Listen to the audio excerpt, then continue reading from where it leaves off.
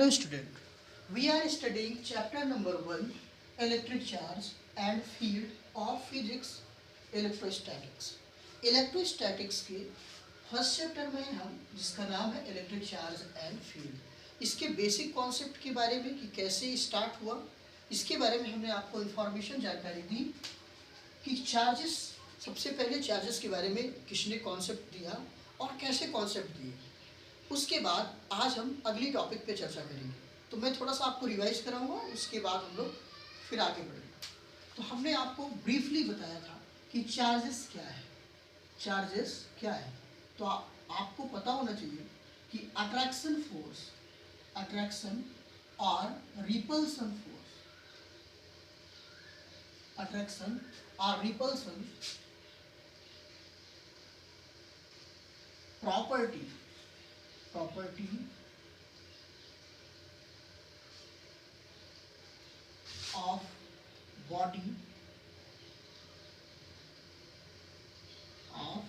bodies बस इतनी सी बात आपको याद रखनी थी कि चार्जेस क्या है, अट्रैक्शन और repulsion property of body.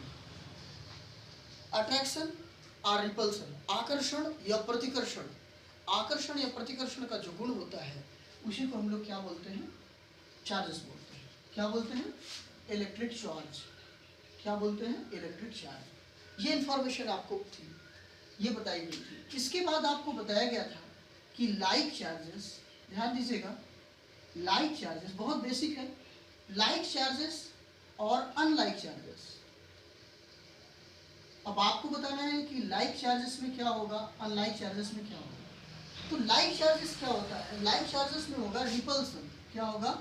Repulsion होगा, रिपेल करेंगे, एक ऑब्जेक्ट दूसरे ऑब्जेक्ट को रिपेल करेगा। और अनलाइक चार्जेस में क्या होगा? अट्रैक्शन होगा। इसके बारे में जानते हैं कि लाइक चार्जेस क्या है। इसको भी मैंने बताया था कि जैसे पॉजिटिव एंड पॉजिटिव, कोई दो ऑब्जेक्ट ऐसे हैं जिनमें पॉजिटिव पॉजिटिव चार्ज है, तो ये एक दूसरे को क्या करेंगे? पुल करेंगे, एक दूसरे को रिपेल करेंगे। बट अगर पॉजिटिव चार्ज है और निगेटिव चार्ज है, दो ऑब्जेक्ट ऐसे हैं, तो दोनों एक दूसरे को क्या करेंगे? दोनों एक दूसरे को क्या करेंगे? अट्रैक्ट करेंगे। क्या करेंगे? अट्रैक्ट करेंगे। तो ये इंफॉर्मेशन आपको मैं बताया था। ऐसा भी हो सकता है कि एक ऑब्जेक्ट जो आप ले रहे हैं वो निगेटिव हो, दूसरा पॉजिटिव हो, तो उनके बीच में क्या होगा? अट्रैक्शन। अपोजिट जो चार्जेस होंगे, अपोजिट चार्जेस की जो प्रॉपर्टीज जिसमें होगी वो एक दूसरे को अट्रैक्ट करेंगे। सेम चार्जेस इसमें होगा, वो एक दूसरे को रिपल करेंगे। ये बेसिक इंफॉर्मेशन आपको पता है।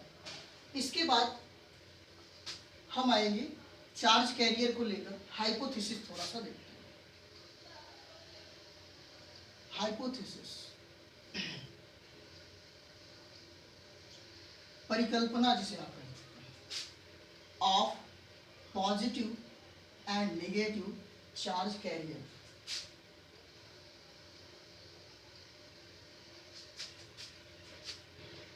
इसके बारे में देख लीजिए।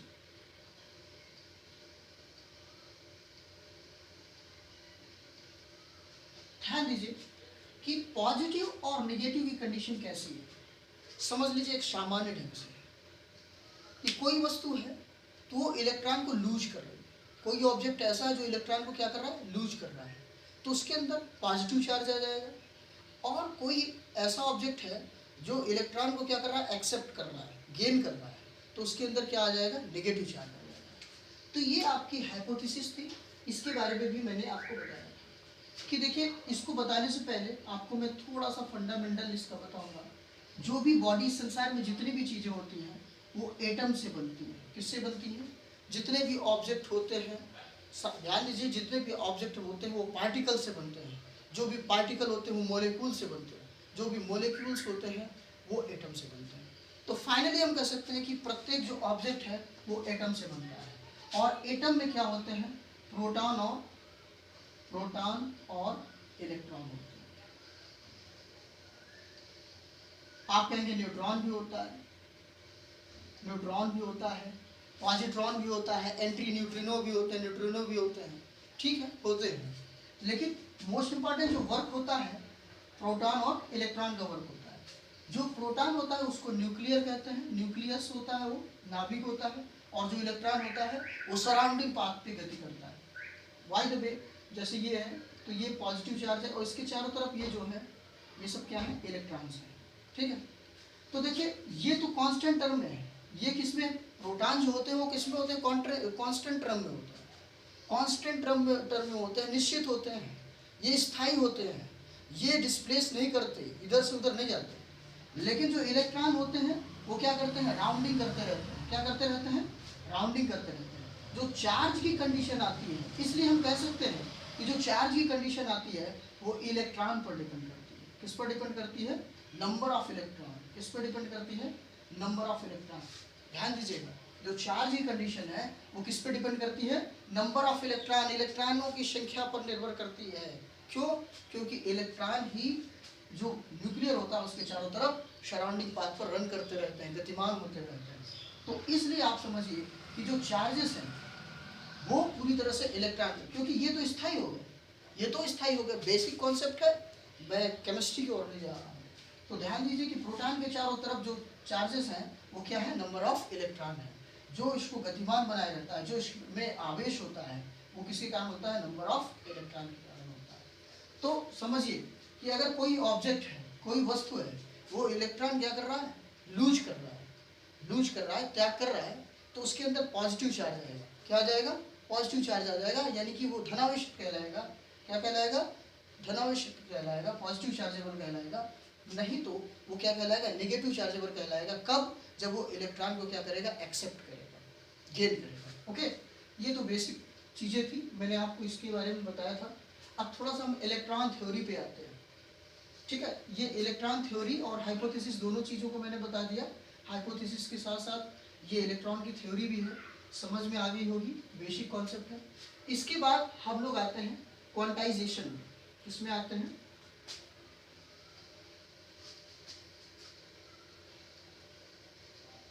Of quantization of charges. Books में इलेक्ट्रॉन्स भी लिखा रहता है, कंफ्यूज होने की आवश्यकता नहीं। क्वांटाइजेशन ऑफ चार्जेस क्या होता है, क्वांटाइजेशन क्या होता है, आप समझिए। जैसे कि अभी आपको जो मैंने इलेक्ट्रॉन की थ्योरी बताई, चार्जेस की थ्योरी बताई, उसमें आपको पता चल गया कि जो चार्जेस है वो नंबर ऑफ इलेक्ट्रॉन है। किसी भी ऑब्जेक्ट में जो चार्जेस है वो नंबर ऑफ इलेक्ट्रॉन से ही पता चलता है। तो आप देखिए क्वांटाइजेशन के मतलब समझ लीजिए कि संसार में जितनी बॉडी है, जितने भी संसार में जो भी ऑब्जेक्ट है, जो भी बॉडी है, तो उसमें जो चार्ज है वो नंबर ऑफ इलेक्ट्रॉन है। जो चार्ज है वो क्या है, नंबर ऑफ इलेक्ट्रॉन है। नंबर ऑफ इलेक्ट्रॉन को हम इस तरह से लिखते हैं, नंबर ऑफ इलेक्ट्रॉन। और चार्जेस को हम क्या लिख देंगे, Q। अब देखिए ये बन गया आपका formula, Q equals two plus minus number of electron. जो चार्जेस होते हैं वो पॉजिटिव और नेगेटिव, क्योंकि आपको पता है अभी हमने बताया कि प्रोटॉन भी इसमें इंक्लूड होते हैं, इलेक्ट्रॉन भी इंक्लूड होते हैं। लेकिन जो चार्जेस की वैल्यूएशन होती है वो इलेक्ट्रॉन के कारण होती है।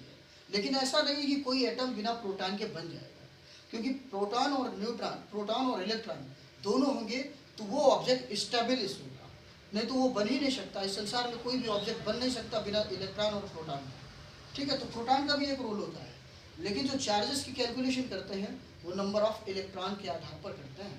इसलिए ये फार्मूला बनता है Q इक्वल्स टू एन, यानी संसार में उपस्थित प्रत्येक ऑब्जेक्ट का जो चार्ज है, चाहे वो इलेक्ट्रॉन का चार्ज हो, इलेक्ट्रॉन का चार्ज हो तो नंबर ऑफ इलेक्ट्रॉन उसका तो पता ही होना चाहिए, 1.6 × 10⁻⁻19 कूलम, ठीक है। लेकिन ये इलेक्ट्रॉन का जो चार्ज है वो नेगेटिव हो जाएगा, प्रोटॉन का जो चार्ज है वो हो जाएगा पॉजिटिव, 1.6 × 10⁻⁻19 कूलम। न्यूट्रॉन का नो एनी चार्ज, ये न्यूट्रल होता है। क्या होता है, न्यूट्रल होता है, उदासीन होता है न्यूट्रॉन का चार्ज। तो इलेक्ट्रॉन और प्रोटॉन के बारे में आपको समझ में आ गया। इसके साथ साथ इलेक्ट्रॉन और प्रोटॉन के बारे में समझ लीजिए। मास बताइए, मास ऑफ प्रोटॉन कितना होता है, इसको भी जान लीजिए। एक्चुअली में जब एग्जाम्स में कोई भी पेपर्स आते हैं तो उसके पेपर्स में सारे वैल्यू दिए रहते हैं, सारे मास, सारे चार्जेस, सारी वैल्यूज लिए रहती है, लेकिन फिर भी आपको पता होना चाहिए क्योंकि ये बेसिक है, क्लास 9 से आप पढ़ते हैं। तो मास ऑफ प्रोटॉन कितना होता है, मास ऑफ प्रोटॉन होता है 9.1 × 10⁻31 kg। इसके बाद मास ऑफ इलेक्ट्रॉन कितना होता है, इलेक्ट्रॉन कितना होता है 1.6 इंटू 10⁻19 ओके। इसको आप लोगों को लर्न कर लेना है, क्या कर लेना है, लर्न कर लेना है, सॉरी ये 27 होना चाहिए 27, ठीक है। तो ये इलेक्ट्रॉन का मास है और ये किसका मास है, प्रोटॉन का मास है। सभी को आपको लिख के लर्न करना है और ये बेसिक नीडेबल है। अब इसके बारे में आपको बता देता हूँ कि जो चार्जेस होगा किसी भी ऑब्जेक्ट में, जो चार्ज होगा वो 1 इलेक्ट्रॉन होगा, 1 electron number of electron charges होगा, या 2 इलेक्ट्रॉन नंबर ऑफ चार्जेस होगा, 3 नंबर ऑफ इलेक्ट्रॉन चार्जेस होगा, 4 नंबर ऑफ इलेक्ट्रॉन चार्जेस होगा। इस तरह से आप इनफाइनाइट कह सकते हैं, n number of electron charges होगा। समझ रहे हैं ना, इसी को बोलते हैं क्वांटाइजेशन। क्या बोलते हैं, क्वांटाइजेशन, ठीक। तो क्वांटाइजेशन का मतलब है जितना भी, जो भी जिसका भी चार्ज होगा, या 1 इलेक्ट्रॉन के चार्ज के बराबर, 2 इलेक्ट्रॉन के चार्ज के बराबर, 3 इलेक्ट्रॉन के चार्ज के बराबर, इलेक्ट्रॉन के चार्ज के बराबर ही किसी भी ऑब्जेक्ट में जो चार्ज होगा वो होगा, ठीक। तो इसी को बोलते हैं क्वांटाइजेशन। इसी को क्या बोलते हैं, क्वांटाइजेशन। इसी से फार्मूला जनरेट होकर निकलता है, ठीक। इसके बाद एक नई क्वांटिटी है, उसको भी मैं आपको बता दे रहा हूँ, क्वार्क्स। क्या है, क्वार्क्स। क्वार्क्स, क्वार्क्स का मतलब क्या होता है, 2/3 electrons minus 1/2 number of electron.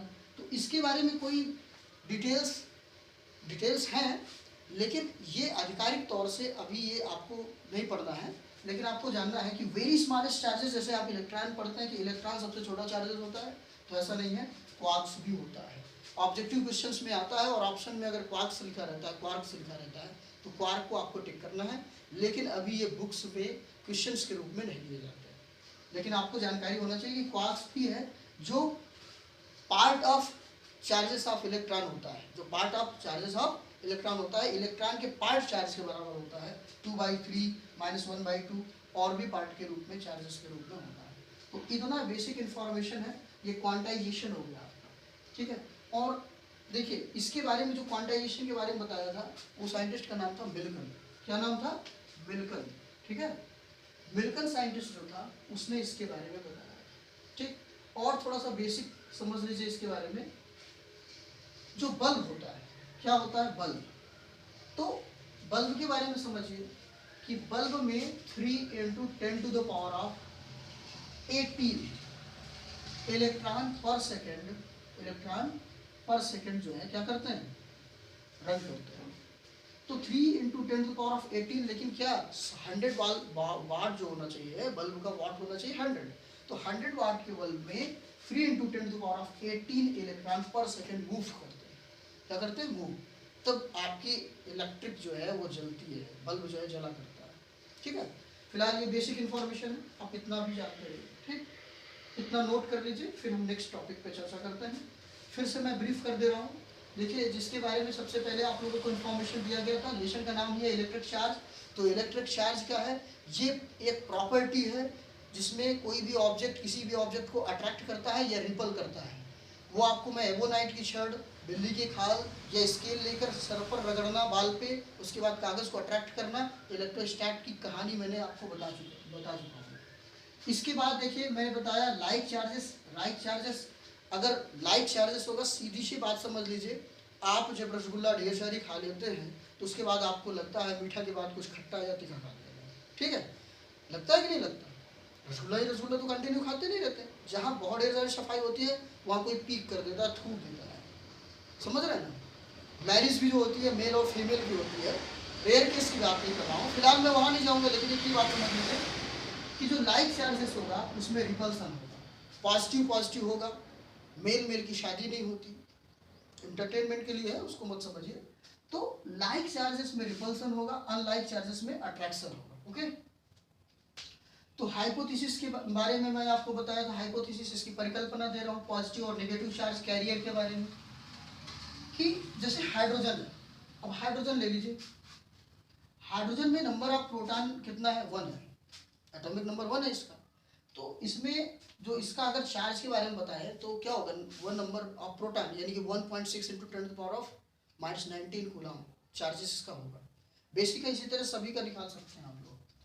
तो ध्यान से समझना ये है कि जो भी वस्तु, जो भी ऑब्जेक्ट क्या करेगा, इलेक्ट्रॉन को गेन करेगा, इलेक्ट्रॉन को क्या करेगा, गेन करेगा, उसके पास नेगेटिव चार्ज होगा, जो इलेक्ट्रॉन को लूज करेगा उसके पास पॉजिटिव चार्ज होगा। एक सीधी सी बात आपको बता दे रहा हूँ।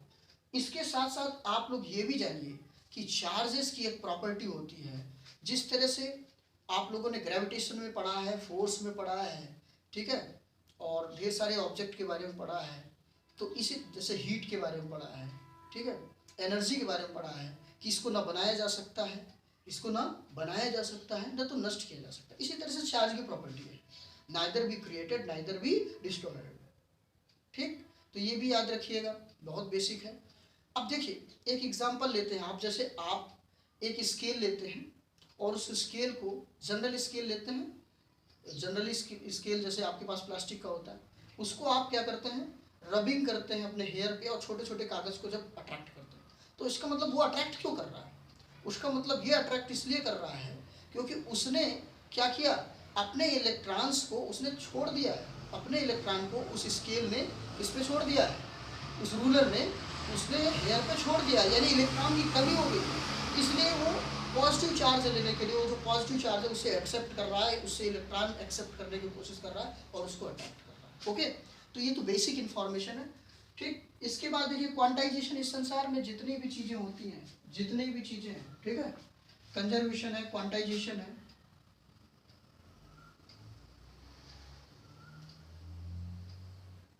क्यों होना चाहिए, तो क्वांटाइजेशन के बारे में मैंने आपको बताया कि संसार में जितनी भी चीज़ें हैं, जितनी भी चीज़ें हैं, ध्यान दीजिएगा, उसमें जो चार्ज होता है वो नंबर ऑफ इलेक्ट्रॉन चार्ज के बराबर होता है, नंबर ऑफ इलेक्ट्रॉन चार्ज के बराबर होता है। उसके पास 1 इलेक्ट्रॉन चार्ज होगा या 2 इलेक्ट्रॉन चार्ज होगा या 3 इलेक्ट्रॉन चार्ज होगा, जो भी चार्जेस होंगे नंबर ऑफ इलेक्ट्रॉन चार्जेस होंगे। इसके साथ साथ और समझ लीजिए, जो अल्फा कण होता है उसमें 2 नंबर ऑफ इलेक्ट्रॉन चार्जेस होते हैं, यानी कितना हो जाएगा 3.2 into 10 to the power of minus 19 into 1.6 multiply 2 16 2 जा 32, ओके 3.2। तो ये बेसिक इन्फॉर्मेशन है, कंजर्वेशन पता ही है, neither created neither destroyed. Quantization आपको समझ में आ ही गया, इसको नोट कर लीजिए, फिर हम नेक्स्ट लेक्चर बताएं।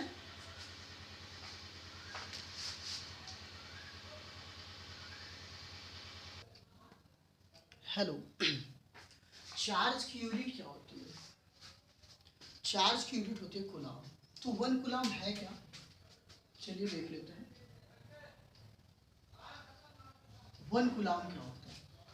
सबको पता है कि कूलाम चार्ज का यूनिट है, ESU चार्ज का यूनिट है, AMU चार्ज का यूनिट है, मिली कूलाम, माइक्रो कूलाम, ये सब चार्ज के यूनिट है, लेकिन 1 कूलाम है क्या। देखिए 1 coulomb is that charge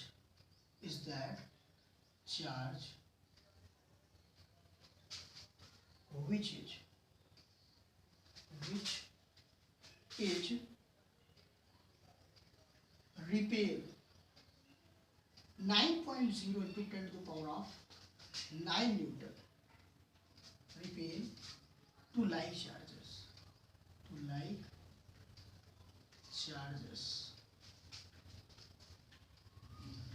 which are parallel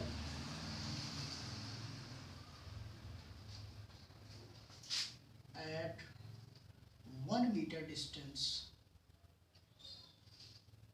to each other। ध्यान से समझे इसको,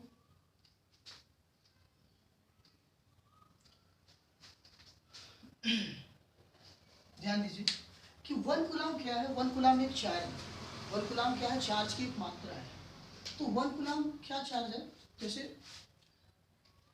2 वायर है, क्या है 2 वायर है, कुछ भी हो सकते हैं कंडक्टर के रूप में, 2 वायर है, दोनों के बीच की डिस्टेंस कितनी है 1 मीटर है, और सेम चार्जेस इसमें फ्लो किया जा रहा है, जो चार्जेस, जो इलेक्ट्रिसिटी फ्लो की जा रही है वो सेम फ्लो की जा रही है। अगर 2 वायर इस तरह से हो कि दोनों एक दूसरे के पैरेलल हो, समांतर हो, पैरेलल हो, तो दोनों के बीच का डिस्टेंस 1 मीटर हो और दोनों में सेम इलेक्ट्रिसिटी फ्लो की जाए, सेम क्वांटिटी ऑफ इलेक्ट्रिसिटी को फ्लो की जाए, चार्जेस को फ्लो किया जाए, और उसमें क्या हो, उसमें एक दूसरे का जो रिपल्सन और फोर्स हो वो 9 पॉइंट कितना हो, 9.0 into 10 to power of 9 newton force, ठीक है। तो उसमें जो अप्लाइड फोर्स वो कितना हो 9.0 इंटू 10⁻⁹ न्यूटन, तो उसे आप क्या कहेंगे 1 कूलाम। फिर से समझ लीजिए, अगर 2 वायर हैं या 2 कंडक्टर्स हैं, ठीक है, जो कि पैरेलल है और जिनके बीच की डिस्टेंस जो है क्या है 1 मीटर है, कितनी है 1 मीटर, और दोनों में सेम इलेक्ट्रिसिटी फ्लो किया जा रहा है, दोनों में क्या किया जा रहा है सेम इलेक्ट्रिसिटी फ्लो किया जा रहा है, और इस कंडीशन में जो रिपल्सन फोर्स है दोनों को एक दूसरे को क्या करें प्रतिकर्षित करें, रिपल्सन करें, ठीक है, रिपेल करें एक दूसरे को, वो किस फोर्स से रिपेल करें 9.0 इंटू 10⁹ न्यूटन के फोर्स से। समझ में है ना, न्यूटन तो पता ही है, अब न्यूटन तो मुझे बताना नहीं चाहिए न्यूटन क्या होता है, न्यूटन होता है फोर्स का यूनिट, ये इस पे टॉपिक नहीं है लेकिन मैं फिर भी बता दे रहा हूँ एक्स्ट्रा में, न्यूटन एक फोर्स का यूनिट होता है। जब देखिए 1 kg का ऑब्जेक्ट लेंगे आप, 1 kg का बॉडी लेंगे, उस बॉडी को 1 मीटर डिस्प्लेस करना है और उसमें 1 सेकेंड स्क्वायर का टाइम लगे, कितना लगे 1 सेकेंड स्क्वायर का टाइम, तो उसे आप 1 न्यूटन कहेंगे। तो 1 newton is a unit of force when we apply in, किसमें अप्लाई करना है, अप्लाई करना है 1 kg के ऑब्जेक्ट में, 1 kg के ऑब्जेक्ट को 1 मीटर डिस्प्लेस करना है आपको, और उसमें 1 सेकेंड स्क्वायर का टाइम लगना चाहिए, तो उसे 1 न्यूटन कहते हैं। तो ध्यान दीजिए यहाँ पे क्या है कि 9.0 इंटू 10⁻⁹ न्यूटन का फोर्स मतलब अपने आप अप्लाइड हो। अगर 2 वायर हैं जिनके बीच का डिस्टेंस 1 मीटर है और दोनों में इक्वल इलेक्ट्रिसिटी फ्लो किया जा रहा है और दोनों एक दूसरे को रिपेल कर रहे हैं, वो भी 9.0 इंटू 10⁻⁹ न्यूटन के फोर्स से, तो उसे आप 1 कूलाम चार्जेस कहेंगे। क्या कहेंगे 1 कूलाम चार्जेस। Okay clear. तो अपनी लैंग्वेज से लिख लीजिएगा, मैं भी ऐसे ही अपनी लैंग्वेज में लिख दिया हूँ, अपने ढंग से डेफिनेशन को बना के लिख सकते हैं। इसके बाद चलिए ठीक है, चार्जेस कूलाम आ गया, अभी एक चीज और छूट जा रहा है उसको भी देख लेते हैं। एम्पियर क्या होता है, एम्पियर क्या होता है बताइए, स्केलर क्वांटिटी होती है कूलाम, वो चार्जेस। देखिए चार्जेस क्या फंडामेंटल है कि डेराइव्ड है, कैसा है, चार्ज का जो यूनिट कूलाम है वो फंडामेंटल है कि डेराइव्ड है, डेराइव्ड है। क्यों, इसके पीछे रीजन जो है उसको मैं बता रहा हूँ, ठीक है, उसके पीछे रीजन देख लीजिए। I इक्वल्स टू क्या होता है Q upon T, Q equals to क्या होता है I इंटू टी, ध्यान दीजिएगा, तो I इंटू टी होता है तो ये डेराइव्ड हो गया, फंडामेंटल तो है नहीं, यूनिक तो है नहीं। तो अब देखिए I का जो, अब इसके लिए इसका डायमेंशन अगर निकालना चाहे डायमेंशन निकाल सकते हैं। I मतलब इलेक्ट्रिसिटी, इलेक्ट्रिसिटी का जो है क्या होता है डायमेंशन A, और T का क्या होता है T, तो ये क्या हो जाएगा AT, क्या हो जाएगा AT, A की पावर 1 T की पावर 1, इस तरह से इसकी डायमेंशन हम निकाल लेते हैं। तो इसलिए हम इसको कह सकते हैं कि ये डेराइव्ड है, फंडामेंटल यूनिट्स नहीं है, डेराइव्ड है, और ये क्वांटिटी क्या बनेगी डेराइव्ड क्वांटिटी बनेगी, ठीक। तो अब आते हैं हम एम्पियर में। एम्पियर क्या होता है आपको पता है, इलेक्ट्रिक चार्ज का यूनिट है एम्पियर। तो एम्पियर क्या है, पहली बात आपको लेना है 2 पैरेलल वायर। कैसे लेना है, 2 आपको पैरेलल वायर लेना है, समझ लीजिए इस बात को, ठीक है। हुज डिस्टेंस, जिसके बीच में, हुज बिटवीन डिस्टेंस कर देते हैं, बिटवीन डिस्टेंस कितना होना चाहिए 1 मीटर। 2 आपको वायर लेना है और दोनों के बीच में 1 मीटर का डिस्टेंस होना चाहिए, ठीक है, और इक्वल चार्ज से फ्लो करना है। चार्ज क्या करना है, इक्वल चार्ज फोर्स करना है, फ्लो करना है, फ्लो, ठीक। इसके बाद इक्वल चार्ज फ्लो करेंगे तो जो प्रोड्यूस हो वो कितना हो 2.10⁻⁷ न्यूटन, 2.10⁻⁻7 न्यूटन फोर्स, ये क्या है फोर्स, ठीक है। अगर 2 वायर हैं, समझ लीजिए इसको, ये तो मैंने शॉर्टली लिख दिया, इसको डिफाइन करके अपनी लैंग्वेज में आप लोग लिख लीजिएगा, बेसिक लैंग्वेज जो होती है कि इफ वी हैव 2 वायर, अगर आपके पास 2 वायर हैं और 2 वायर के बीच में जो डिस्टेंस है वो 1 मीटर का है, सेम कंडीशन, ठीक है, और उसमें हम इक्वल चार्जेस फ्लो करते हैं, क्या करते हैं इक्वल चार्जेस फ्लो करते हैं, ठीक है, इक्वल इलेक्ट्रिसिटी फ्लो करते हैं, ध्यान दीजिएगा। तो उसमें जो प्रोड्यूस होता है 2.10⁻⁷ न्यूटन का फोर्स क्या होता है प्रोड्यूस होता है, तो उसको आप कहेंगे 1 एम्पियर, 1 एम्पियर इलेक्ट्रिसिटी, ठीक है। फिर से समझ लीजिए, अगर 2 वायर हैं और उसमें इक्वल चार्जेस आप फ्लो करते हैं, दोनों पैरेलल हैं और दोनों के बीच में डिस्टेंस 1 मीटर है, उसमें जो है 2 × 10⁻⁷ न्यूटन का फोर्स अगर प्रोड्यूस हो रहा है, जनरेट हो रहा है, तो उसे आप क्या कहेंगे, 1 एम्पियर। ओके, तो इतनी चीज़ें तो क्लियर हो गई, ये भी निकल के आया था। ठीक, अब हम आते हैं इन सब, देखिए ये सब बेसिक नीड है, ये सब क्या बेसिक नीड है, जिससे हम अपने मंजिल को पा सकते हैं, जिससे हम मेन थीम को पढ़ सकते हैं। ओके, और ये ना केवल इंटरमीडिएट के लिए सिलेबस है, थोड़ा सा इंटरमीडिएट में हल्का पढ़ाना होता है, बहुत बड़ा सिलेबस करके नहीं पढ़ाना होता कि आउट ऑफ टच हो जाए, लेकिन ये आपके इंजीनियरिंग बेस के लिए भी है। आईआईटी की अगर आप प्रिपरेशन करना चाहते हैं तो भी आपको यही सब चीज़ें पढ़नी होती है। ओके, इतना नोट करिए, फिर मेन टॉपिक पे आते हैं। नोट हो गया होगा। देखिए इसके बाद ये जो कूलाम थे, कूलाम तो हो गया, कूलाम के बाद मैं थोड़ा सा एक बेसिक चर्चा और आपसे कर ले रहा हूँ। जैसे आपसे मैंने कह दिया कि 2 कूलाम है या 1 कूलाम, जैसे आपसे कोई पूछता है 1 कूलाम जो है उसमें कितना चार्ज होगा, 1 कूलाम, सॉरी 1 कूलाम तो ऑलरेडी चार्ज है, 1 कूलाम इज अ चार्ज, उसमें नंबर ऑफ 1 कूलाम में नंबर ऑफ इलेक्ट्रॉन कितने होंगे, नंबर ऑफ इलेक्ट्रॉन कितने होंगे, या 2 कूलाम चार्जेस में नंबर ऑफ इलेक्ट्रॉन कितने होंगे, 4 कूलाम चार्जेस में नंबर ऑफ इलेक्ट्रॉन कितने होंगे, या नंबर ऑफ इलेक्ट्रॉन दिए हैं तो चार्जेस कैसे निकालेंगे आप। इसके लिए एक बेसिक फार्मूला भी, क्वांटाइजेशन आपने पढ़ा है, देखिए क्या पढ़ा है, देखिए Q equals two plus minus any number of electron, तो ये बेसिक फार्मूला आप लगाएंगे। इसमें अगर नंबर ऑफ इलेक्ट्रॉन आपको दिया है तो आप चार्जेस निकाल सकते हैं, और अगर आपके पास चार्जेस दिया है तो आप नंबर ऑफ इलेक्ट्रॉन निकाल सकते हैं। तो 1 कूलाम में कितने नंबर ऑफ इलेक्ट्रॉन होते हैं, तो यहाँ पे देखिए ये जो Q है उसकी जगह में आप क्या लिखेंगे, 1, उसकी प्लेस में आप लिखेंगे 1, और नंबर ऑफ इलेक्ट्रॉन की जगह ये देखिए n, और इलेक्ट्रॉन का जो चार्ज होता है 1.6 इंटू 10⁻⁻⁹, इसको आप नंबर ऑफ इलेक्ट्रॉन आपको निकालना है कि कितने नंबर ऑफ इलेक्ट्रॉन होते थे, तो 1 में आप 1.6 इंटू 10⁻⁻⁹ का डिवाइड करेंगे, 16 का इसमें टेबल पढ़ेंगे तो कितना आएगा, देखिए 10⁻⁻16 हो गया, 19 हो गया, वो सॉरी प्लस है ना, नंबर ऑफ इलेक्ट्रॉन में आ गया। अब ये 1.6 का इसमें डिवाइड करिए, 16 6 जा कितना होता है, 16 6 तो ये आ जाएगा 0.625, आप इसको डिवाइड करके देख लीजिएगा, यही आएगा, और आप कंटिन्यू करेंगे तो लर्न हो जाता है। इसको लिखें तो 6.25 इंटू 10⁻18 राइट करेंगे, ठीक है। आपको पता ही है कि ये साइंटिफिक सिग्निफिकेंस के रूप में लिखना होता है आपको, 6.25 10⁸ इलेक्ट्रॉन। तो आपसे अगर कोई पूछता है 1 कूलाम में कितने नंबर ऑफ इलेक्ट्रॉन होते हैं, तो आप क्या बताएंगे, 6.25 इंटू 10⁸18 इलेक्ट्रॉन। ओके, ये साइंटिफिक वैल्यू में आपको राइट करना होता है, ठीक। तो इसी तरह से 2 इलेक्ट्रॉन, 3 इलेक्ट्रॉन, 4 इलेक्ट्रॉन, मतलब जैसे आपको दे दिए गए 4 इलेक्ट्रॉन है, उसमें कितना कूलाम चार्ज होगा ऑलरेडी आप निकाल सकते हैं। जैसे हमने लिख दिया 4 इलेक्ट्रॉन, यहाँ हमने राइट कर दिया क्या, 4 इलेक्ट्रॉन, तो कितने चार्जेस होंगे, आप इसमें देखिए 4 इलेक्ट्रॉन यानी कि n कितना हो गया 4, तो कितने इसमें चार्जेस होगा कितना, तो 1.6 इंटू 10⁻19 से आप क्या कर देंगे, मल्टीप्लाई कर देंगे।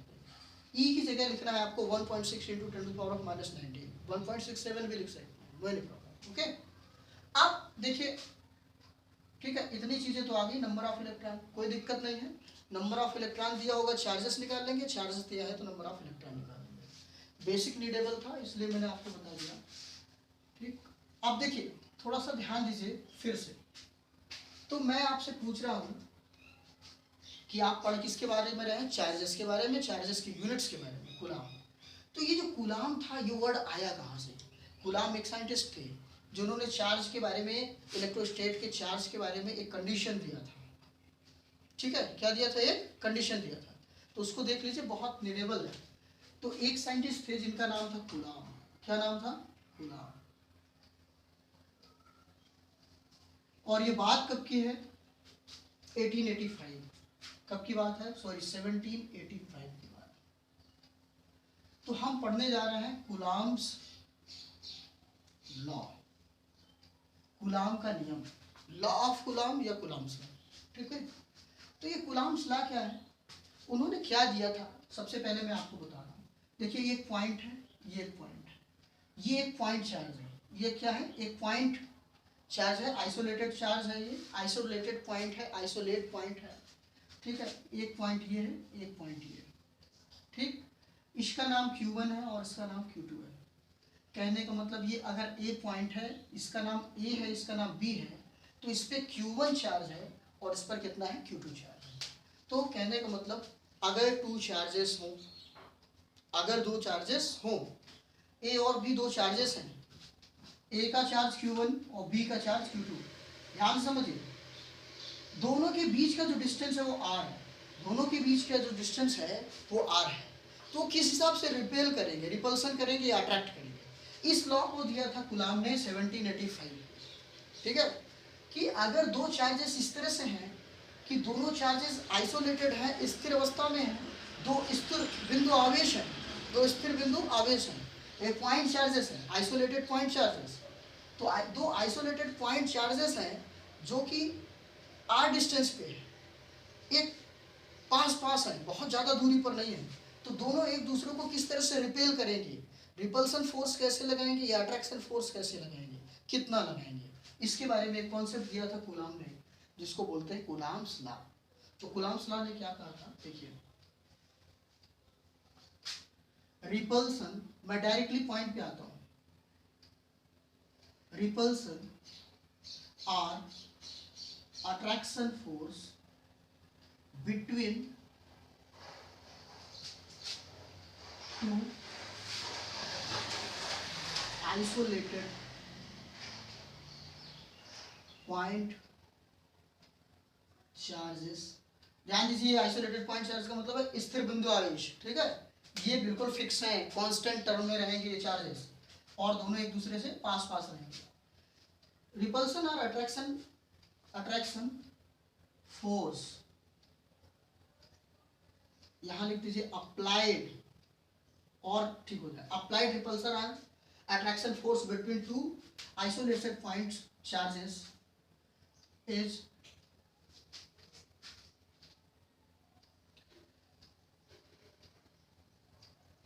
क्या होता है, इज proportional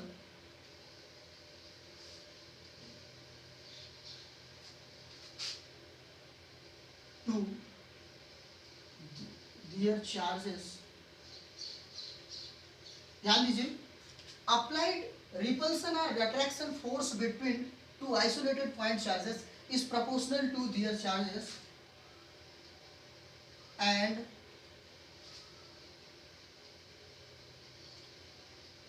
inversely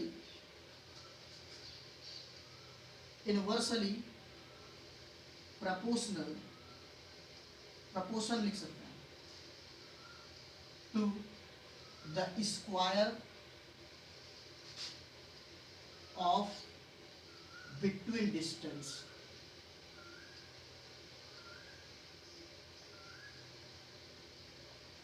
देखिए फिर से समझ लीजिए इसको, मैं अपने ढंग से लिखा हूँ, आपको अपने ढंग से राइट करना है, आफ्टर अंडरस्टैंडिंग। ठीक है, लैंग्वेज क्लियर होनी चाहिए। ठीक है, इसमें एक बांड होता है, उस बांड को भी लिख दे रहा हूँ, दिस फोर्स along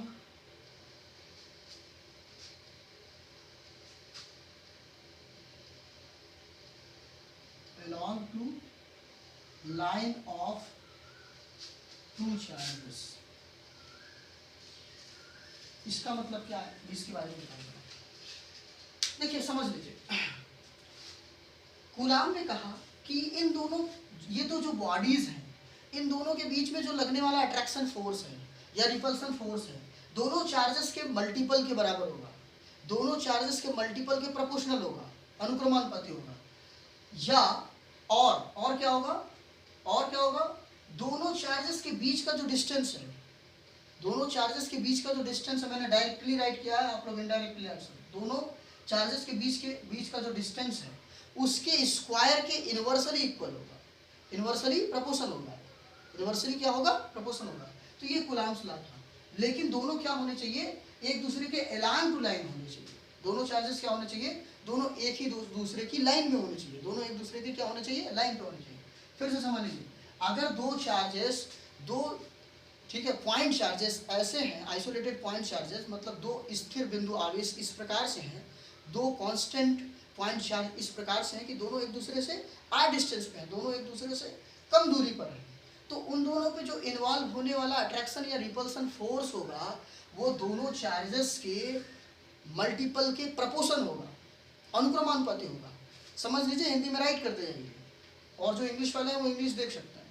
और दोनों के बीच में जो लगने वाला या इन्वॉल्व जो फोर्स होगा वो उनके बीच के डिस्टेंस के स्क्वायर के, यानी आर के स्क्वायर के इन्वर्सली प्रोपोर्शनल होगा। Okay, right. अब इसको थोड़ा मैथमेटिकल राइट करते हैं। क्या करते हैं? मैथमेटिकल राइट करते हैं। यानी कि ये जो अप्लाइड फोर्स है, कंडीशन नंबर फर्स्ट, वो दोनों चार्जेस के मल्टीपल के बराबर है। ये कंडीशन नंबर फर्स्ट हो गया, केस नंबर फर्स्ट। और दूसरा कह रहा है कि उन दोनों, देखिए, उन दोनों के बीच के, इन दोनों के बीच जो डिस्टेंस यानी आर के स्क्वायर के क्या होगा? इनवर्सली प्रोपोर्शनल होगा। तो ये हो गया कंडीशन नंबर 2 फ्रॉम। अब यहाँ फर्स्ट एंड सेकंड से, फर्स्ट एंड सेकंड से आप लोग हिंदी में भी राइट कर सकते हैं, इंग्लिश में भी, नो एनी प्रॉब्लम। आपको केवल कॉन्सेप्टिकल नॉलेज लेना होता है, एनी लैंग्वेज में आप ट्रांसलेट कर सकते हैं, समझ में।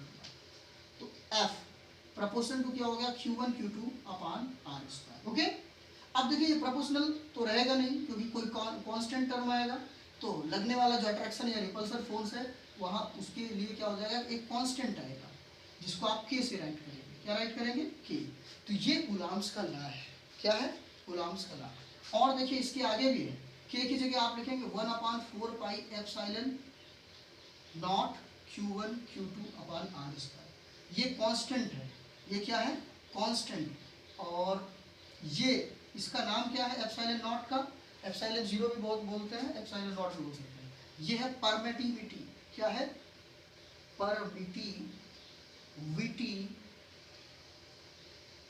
In free space. Free space Hindi में बता दे रहा हूँ, निर्वात में वैद्युतशीलता। हिंदी में क्या बोलते हैं? निर्वात में वैद्युतशीलता।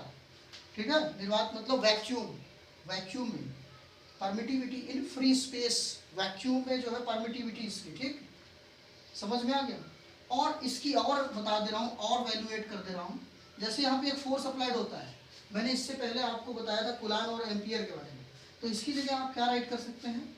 आप राइट कर सकते हैं 9.0 × 10⁹ Q1 Q2 upon r square, क्योंकि ये इसकी वैल्यू है। ये क्या है? इसकी वैल्यू है।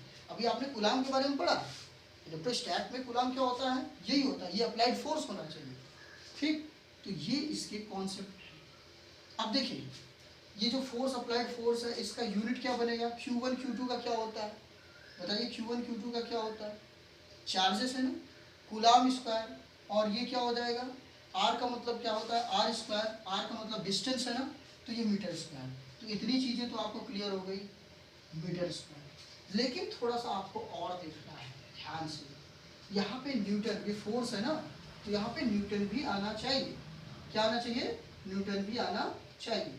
तो कूलाम स्क्वायर, ठीक है, कूलाम स्क्वायर होगा, मीटर स्क्वायर, और इसके साथ देखिए कूलाम स्क्वायर, और यहाँ पे न्यूटन क्या हो जाएगा? तो कूलाम स्क्वायर मीटर स्क्वायर, ये इसका क्या बन जाएगा? देखिए जितनी क्वांटिटी है उस क्वांटिटी को ले लिया जाए, इस डिजिट को ना लिया जाए, तो ये इसकी यूनिट बनती है। क्या बनती है? यूनिट। अब इसका अगर आप यह फोर्स का सभी को पता है MLT-2 क्या होता है? MLT-2 इसका क्या होता है? डायमेंशन होता है। MLT-2 क्या होता है? इसका डायमेंशन। उसको भी लिख के लर्न कर लीजिएगा। इसके बाद देखिए इसकी अगर हम वैल्यू निकालें, किसकी वैल्यू निकालें हम? हमें निकालना है वैल्यू एप्सिलॉन नॉट की। तो एप्सिलॉन नॉट की कैसी वैल्यू आएगी? देखिए F इंटू आर स्क्वायर, ध्यान दीजिएगा, F into r square multiply 4 pi upon Q1 Q2। और ये Q1 Q2 को हम क्या कर लें? 1, और इसको भी क्या कर लें? 1। ठीक है,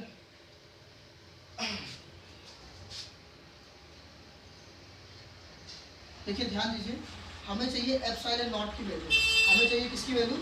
एप्सिलॉन नॉट की वैल्यू चाहिए। तो एप्सिलॉन नॉट की वैल्यू निकालने के लिए हमें क्या करना पड़ेगा? देखिए F multiply r square multiply 4 pi upon क्या करेंगे? Q1 into Q2 equals to क्या आ जाएगा? Epsilon not, 1 upon epsilon not, 1 upon epsilon not. देखिए 1 अपान एप्सिलॉन नॉट आएगा, और ये, ठीक है, और एप्सिलॉन नॉट की वैल्यू अगर हम निकालना चाहें तो क्या हो जाएगा? Q1 Q2 upon F into r square into 4 pi equals to epsilon. ठीक है, अब देखिए Q1 Q2 चार्जेस को हम मान लें 1, चार्जेस को हम क्या मान लें 1, पाई की वैल्यू 3 पॉइंट कितनी होती है 14, इसको राइट कर लेना है। आर की वैल्यू क्या लिख लेंगे 1 लिखेंगे, और ठीक है, और अप्लाइड फोर्स जो है उसको क्या लिखेंगे, उसको क्या लिखेंगे, ठीक है। ये तो इवल्यूट करके लिख सकते हैं आप 9.0 इंटू 10⁻9 के टर्म में भी लिख सकते हैं आप। देखिए 1/4 pi epsilon not, 1/4 pi epsilon not. देखिए अब ये एप्सिलॉन नॉट की तो वैल्यू इतनी हो गई, तो इससे क्या हो जाएगा, एफ की वैल्यू आपको टर्मिनेट करके निकालना पड़ेगा, फिर रखना पड़ेगा। इजी ट्रिक समझ लीजिए इसकी, बहुत बेसिक है। देखिए अभी आपको बताया गया कि 1/4 pi epsilon naught equals to 9.0 into 10⁻9 होता है, यहाँ पे राइट है, ठीक है, तो उतना ब्रीफ करने की आवश्यकता नहीं है। एप्सिलॉन नॉट अगर इधर चला गया तो क्या हो जाएगा 1/4 पाई की वैल्यू 3.14 इंटू 9.0 इंटू 10⁻9 आ जाएगा ना, और ये हो जाएगा किसकी, ये एप्सिलॉन नॉट इधर आएगा। इसको जब सॉल्व करेंगे, क्या करेंगे, पूरा सॉल्व करेंगे, तो सॉल्व करने पर क्या आ जाएगा 8.85। इसका अगर इसमें डिवाइड करेंगे तो आ जाएगा 8.85 इंटू 10⁻⁻12, और बिना यूनिट के तो कुछ होता नहीं। यूनिट तो आपको कन्फर्म ही है कि सारी चीज़ें इधर साइड जा रही है, तो क्या हो जाएगा कूलाम इनवर्स कूलाम स्क्वायर, और न्यूटन और मीटर भी बचे, न्यूटन मीटर स्क्वायर। ओके, तो इतना लिख के आपको लर्न करना है, बहुत बेसिक है, बहुत ब्रीफ नहीं है। 8.85 इंटू, देखिए इसका पूरे का इसमें डिवाइड करेंगे तो ये चीज़ निकल के पूरी वैल्यू आ जाएगी, इसको लिख के लर्न कर लेना है। और साथ साथ में एप्सिलॉन नॉट यानी कि परमिटिविटी इन फ्री स्पेस का डायमेंशन आपको अपने से निकालना है। देखिए आपको मैं बता दे रहा हूँ, क्यू स्क्वायर की जगह क्या लिखेंगे, अभी 80 हमने निकाल रखा था, तो a⁻2 t⁻2 ये आ जाएगा क्यू की जगह में, n की जगह mlt-2। डायमेंशन आप लोगों ने निकाला है किसमें, क्लास 11 में, m की जगह में l2, और इसको सॉल्व कर लीजिएगा, जो आएगा इसका डायमेंशन हो जाएगा। वेरी वेरी मोस्ट इंपॉर्टेंट है, इसको फिर से मैं ब्रीफ कर दे रहा हूँ। देखिए कूलाम्स का जो लॉ था वो किस पे बना था, कूलाम्स का लॉ चार्जेस पे बना था, और कूलाम साइंटिस्ट थे जिन्होंने 1785 पे अपना लॉ दिया, तब से कूलाम चार्ज की यूनिट बनी। ठीक, उन्होंने क्या कहा था कि अगर 2 चार्जेस हैं, 2 चार्ज पॉइंट हैं, आइसोलेटेड चार्ज पॉइंट है, दोनों के बीच में डिस्टेंस आर है, ठीक है, दोनों के बीच में कुछ डिस्टेंस है, तो उन दोनों के बीच में जो रिपल्सन है, रिपल्सन या अट्रैक्शन फोर्स है, अप्लाइड अट्रैक्शन फोर्स है, दोनों चार्ज के मल्टीपल के प्रोपोर्शनल होगा, या तो दोनों चार्ज जो हैं उनके बीच का जो डिस्टेंस है उसके स्क्वायर के इन्वर्सली प्रोपोर्शनल होगा।